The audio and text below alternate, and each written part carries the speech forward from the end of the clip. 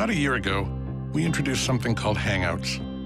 In the beginning, people were using it to just, well, hang out. But then someone had the idea to play a concert in a Hangout, and someone else had the idea to take people on a photo walk in a Hangout. And all of a sudden, people were cooking and dog training, learning to draw and stargazing, and stretching and wrenching cylinder heads, and tying the knot, and visiting museums, and doing whatever this guy's doing, and a ton of other stuff, all while hanging out. I can see your face. How you guys doing?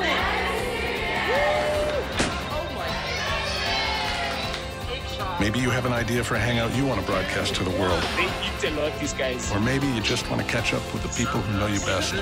Either way, it doesn't cost a thing, and it's easy. Just click the Hangout button in Gmail or Google+.